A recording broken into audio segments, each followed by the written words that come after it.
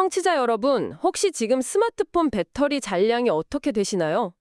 저는 지금 한 80% 정도 남은 것 같네요. 네, 보통 우리가 스마트폰 배터리가 한 30% 밑으로 떨어지면 어떻게 하죠? 당연히 막 서둘러서 충전기를 찾거나 보조 배터리라도 급하게 끼워 넣잖아요. 그렇죠. 불안해지니까요. 맞아요. 그런데 참 이상한 게 정작 가장 중요한 우리 몸, 그러니까 내 몸의 배터리가 30%밖에 안 남았을 때는 완전히 다른 방식으로 행동한다는 겁니다. 아, 진통제를 먹거나 커피를 마시는 그런 행동들 말씀이시죠? 네, 맞습니다.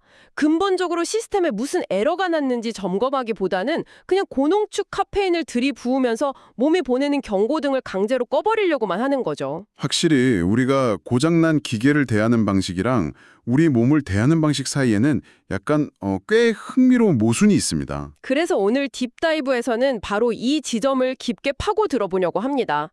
우리는 도대체 왜 항상 피곤한가? 그리고 어떻게 하면 이 만성적인 생존 모드에서 벗어날 수 있는가에 대해서요. 네, 아주 중요한 주제죠. 오늘 저희가 다룰 자료가 아주 흥미롭습니다. 인체라는 하드웨어를 해킹해서 가동률을 85%까지 끌어올린다는 거대한 프로젝트 문건들을 입수했거든요. 라만홀딩스에서 주도하는 프로젝트 말씀이시군요. 네, 맞습니다. 이른바 프로노이아 프로그램 그리고 휴먼 OS 최적화 프로젝트의 실체를 해부해 볼 겁니다. 게다가 무려 440만 원이라는 가격표가 붙어있는 프리미엄 라이센스 카드 이미지, 그리고 주식회사 내 몸에 맞게라는 아주 흥미로운 유튜브 채널의 데이터까지 전부 종합해서 분석해 보겠습니다. 오늘 탐구가 특히 기대되는 이유가 있어요. 보통 건강 이야기하면 특정 증상을 어떻게 없앨까에 집중하잖아요. 그렇죠. 어디가 아프면 무슨 역을 막어라 이런 식이죠. 네, 하지만 이 소스들이 제시하는 패러다임은 인체를 완전히 하나의 거대한 우령체제, 즉 OS로 바라본다는 점입니다. 시스템 자체를 근본적으로 리부팅한다는 개념이니까요. 바로 그겁니다. 그래서 첫 번째 화두를 좀 던져보고 싶은데요. 현대인들은 도대체 왜 이렇게 늘 피곤한 걸까요? 소스에 등장하는 개념 중에 에너지 누수라는 게 아주 뇌리에 박히더라고요. 아, 에너지 누수. 정말 핵심적인 개념입니다. 지금 이 방송을 들으시면서 무의식적으로 굽은 어깨를 펴고 목을 집어넣으신 분들 꽤 많으실 텐데요. 방금 여러분은 70%로 새어나가던 에너지를 살짝 닫으신 겁니다. 맞아요. 우리가 구부정하게 앉아있거나 서 있을 때 우리 몸은 지구의 중력을 이겨내려고 단 1초도 쉬지 않고 근육이랑 신경을 긴장시키거든요. 쓰러지지 않으려고 계속 힘을 쓰고 있다는 거죠. 그렇죠. 거기서 낭비되는 에너지가 무려 전체의 70%에 달한다는 데이터가 있습니다. 숨만 쉬어도 기본 생명 유지 에너지가 쓰이는데 구조가 무너져 있으면 몸은 백그라운드에서 끊임없이 비상사태를 선포하고 있는 겁니다. 와, 70%요? 이걸 좀 비유하자면 우리 몸이 백그라운드 앱이 70개쯤 켜져 있어서 배터리가 줄줄 새는 스마트폰 같다는 거잖아요. 주머니 속에서 혼자 뜨거워지면서요. 네, 아주 정확한 비유네요. 밑빠진 독에 물을 붓는 격이죠. 그러니까 남은 30%의 배터리만으로 직장도 가고 육아도 하고 인간관계도 헉헉대면서 유지하는 거네요. 이게 바로 가동률 30% 생존 모드라는 거고요. 맞습니다. 여력이 전혀 없는 상태죠. 그런데 여기서 정말 큰 의문이 듭니다. 눈부시게 발전했다는 현대의학은 왜 이 엄청난 배터리 방전 사태를 잡아내지 못한 걸까요? 거기서 현대의학적 시각의 맹점이 드러나는 겁니다. 기존 의학은 너무 고도로 분업화되면서 전체적인 순환이나 유기적인 연결의 의미를 놓치는 경향이 있어요. 아, 그러니까 단편적인 접근을 한다는 거군요. 두통이 오면 두통약 주고 위염이 오면 위산 억제제 주는 식으로요. 정확합니다. 그리고 또 하나 중요한 게 수치 중심의 스트레스예요. 예를 들어서 건강검진에서 특정 수치가 높게 나오면 그냥 그 수치 자체를 떨어뜨리는 데만 집중하잖아요. 맞아요. 콜레스테롤 높으면 약 먹어서 무조건 낮추라고 하죠. 네. 하지만 진짜 질문은 왜 이 사람의 몸이 지금 당장 이 성분을 과도하게 만들어내야만 했는가? 이걸 물어야 하거든요. 사람마다 고유한 시스템이 다 다른데 개별성을 무시하고 획일적인 수치에 억지로 끼워 맞추려다 보니 진짜 원인인 에너지 누수를 놓치는 겁니다. 단순히 아프지 않은 상태를 건강하다고 착각해왔다는 거네요. 소스를 보면 진짜 혈액순환의 핵심을 세 가지로 꼽더라고요. 혈액의 질, 양, 그리고 속도요. 네, 특히 그 속도, 벨로시티의 개념을 아주 주목해야 합니다. 피가 그냥 돈다는 게 중요한 게 아니거든요. 그럼 뭐가 중요한 건가요? 세포가 필요로 하는 영양분을 적시에 공급하고 노폐물을 얼마나 신속하게 치워줄 수 있느냐가 핵심입니다. 내가 총사령관이 돼서 척추라는 메인 케이블을 통해 12개의 장부로 전기 신호를 쫙 보내야 하잖아요. 아, 척추가 메인 고속도로 같은 거군요. 그렇죠. 그런데 몸의 구조가 틀어져서 이 케이블이 압박을 받으면 속도랑 양이 동시에 떨어지게 됩니다. 유기적인 생체 데이터망이 망가지는 거죠. 그렇게 네트워크에 병목이 생겨서 30% 생존 모드에 갇히면 진짜 비참한 증상들이 나타난다고 소스에 나와 있습니다.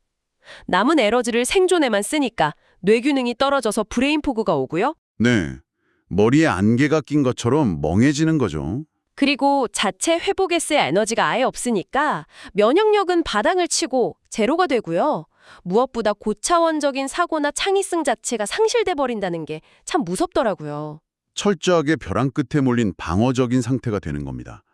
그래서 이걸 탈출하려면 초기 리부팅 반응이라는 1단계 과정이 필수적입니다. 자, 그럼 바로 그 리부팅 과정으로 넘어가 보죠.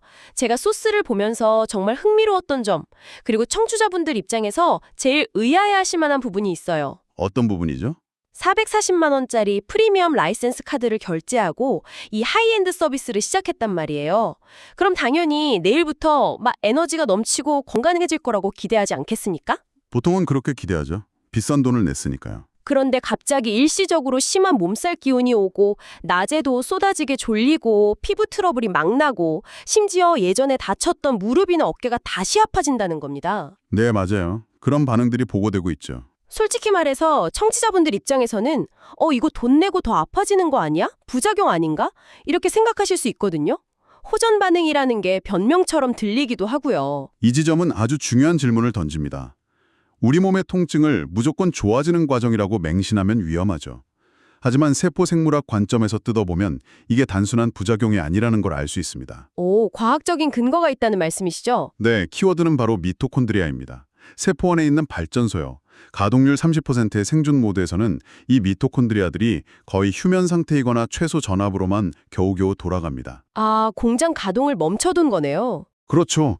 그런데 프로그램이 시작되고 순환 속도가 높아지면서 멈춰있던 미토콘드리아가 재가동을 시작합니다. 자료에 있는 다이어그램을 보면 ATP5A1이나 미토2VS 같은 요소들이 활성화된다고 나와요. 잠깐만요. ATP5A1이요? 그게 정확히 뭐죠? 무슨 영양제 이름인가요? 아, 아닙니다. ATP5A1은 미토콘드리아 안에서 에너지를 만들어내는 일종의 터빈 역할을 하는 핵심 단백질 부품입니다. 이 터빈이 강하게 돌기 시작하면 세포 안에 직접적인 전기 에너지가 폭발적으로 생성되죠. 아하, 그럼 미토2VS는 뭔가요? 미토2VS는 아주 미세한 정보 전달 물질인데요. 쉽게 말해서 에너지가 꽉 찬 건강한 세포가 옆에 있는 병든 세포한테 이제 깨어나서 다시 일해 라고 보내는 소프트웨어 패치 같은 겁니다. 와, 세포끼리 서로 업데이트 파일을 전송하는 거네요. 네, 바로 그겁니다. 이 과정에서 세포의 전압이 급격히 상승합니다. 낡고 오래된 전력망을 최신식 고전압 스마트 그리드로 전면 교체하는 것과 같아요. 아, 단순히 피가 도는 게 아니라 세포 단위의 전력망 자체가 완전히 업그레이드 되는 거군요. 그렇죠. 갑자기 고출력의 에너지가 흐르니까 오랫동안 정체되어 있던 노폐물이나 독소들이 펑펑 터져나가는 필수적인 시스템 정상화 과정이 일어나는 겁니다. 피부 트러블도 그런 독소가 배출되는 거고요. 그럼 과거에 아팠던 부위에 통증이 오는 건 왜 그런 건가요? 그건 오랫동안 에너지가 안 가서 죽어있던 신경망에 다시 고전압 전기 신호가 통하면서 나타나는 감각의 복구 현상입니다. 전기가 다시 들어오니까 찌릿찌릿 아픈 거죠. 그렇게 들으니까 그 쏟아지는 졸음도 완벽하게 이해가 되네요. 뇌 입장에서는 이 거대한 전력망 대공사를 하려면 일단 공장을 좀 멈춰야 하잖아요. 즉, 깊은 졸음을 스스로 유도하는 겁니다. 일종의 지능적인 치유 기제죠. 와, 진짜 뇌가 스스로 전원을 끄고 대규모 업데이트를 하는 거네요. 정말 신기합니다. 자, 그럼 이 혹독한 병목 현상을 다 제거하고 드디어 가동률 85%의 최적화 모드에 도달했다고 해보죠. 네, 드디어 대공사가 끝난 거죠. 이때 일어나는 기적 같은 변화들을 소스에서는 4가지 영역으로 쪼개서 분석하고 있습니다. 먼저 육체적 변화부터 볼까요? 기초 체온이 0.7도 상승한다고 하더라고요. 네, 체온 상승은 아주 강력한 면역 체계가 구축되었다는 뜻입니다. 중력을 이기느라 낭비되던 에너지가 세이브되면서 그 에너지가 온전히 세포 재생과 열 발생에 쓰이는 거죠. 오후만 되면 막 급격하게 방전돼서 커피 찾고 그랬는데 이제는 취침 전까지 고출력 에너지가 빵빵하게 유지된다는 거잖아요. 게다가 단시간만 자도 완벽하게 리셋이 되고요. 신경계가 리부팅되면서 뇌에서 근육으로 가는 전기 신호의 선명도가 엄청나게 증가하기 때문입니다. 몸의 수직 정렬이 맞아떨어지면서 드디어 중력에서 해방된 수용 모드가 된 거네요. 그럼 정신적 변화는 어떤가요?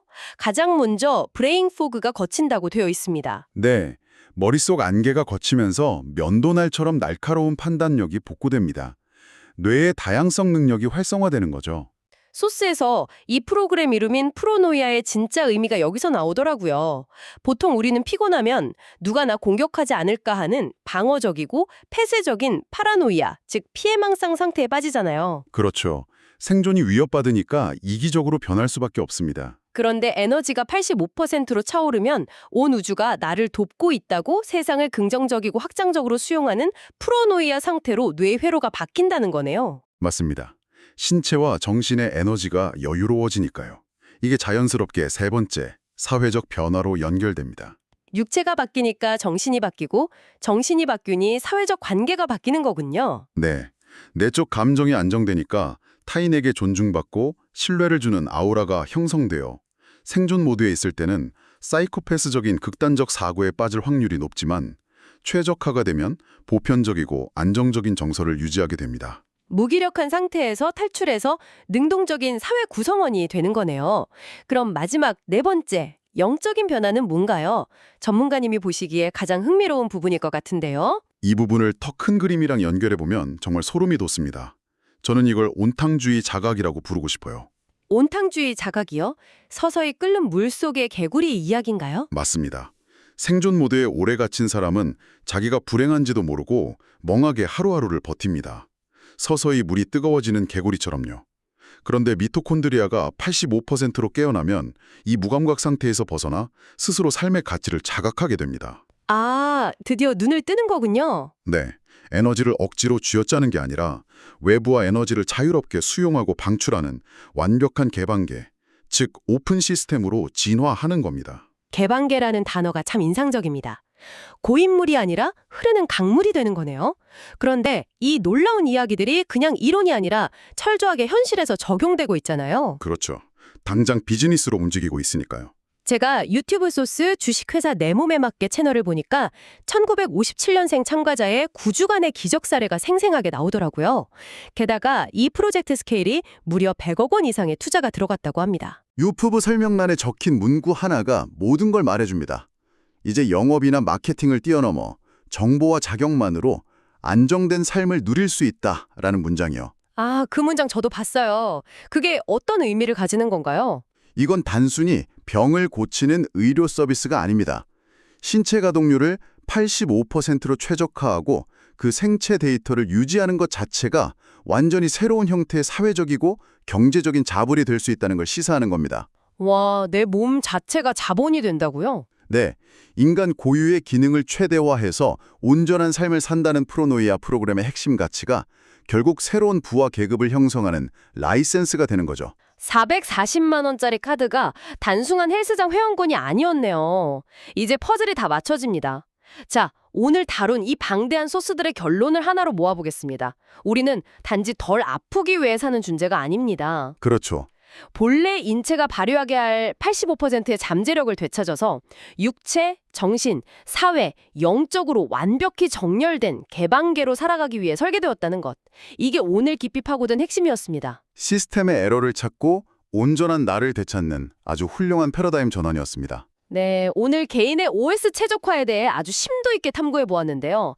여러분, 오늘 딥다이브를 마치기 전에 이 이야기를 우리 사회 전체로 한번 과감하게 확장해 보면 어떨까요? 오, 사회 전체로요? 네, 만약 지금 우리가 속한 이 사회, 직장, 심지어 경제 시스템 전체가 사실은 70%의 에너지를 쓸데없는 경쟁에 낭비하는 가동률 30%의 생존 모드로 돌아가고 있다면 어떨까요? 아, 시스템 자체가 병들어 있을 수 있다는 거군요. 맞습니다. 만약 우리 모두가 억눌린 미토콘드리아를 깨워서 방어적인 파라노이아 상태를 벗어나고 에너지를 자유롭게 주고받는 85%의 개방계로 진화한다면 말이죠. 우리가 당연하게 여기던 피라미드식 경쟁과 착취의 사회 구조 자체가 근본적으로 무너지지 않을까요? 정말 생각의 틀을 깨는 질문이네요. 사회적 OS가 통째로 업데이트되는 거니까요. 청취자 여러분, 당신의 진짜 한계는 어쩌면 이 물리적인 몸이 아니라 세상을 바라보는 OS의 버전에 있을지도 모릅니다. 오늘 당장 여러분의 스마트폰 배터리를 확인하시듯 스스로의 가동률을 한번 점검해 보시길 바라며 이번 탐구를 마칩니다.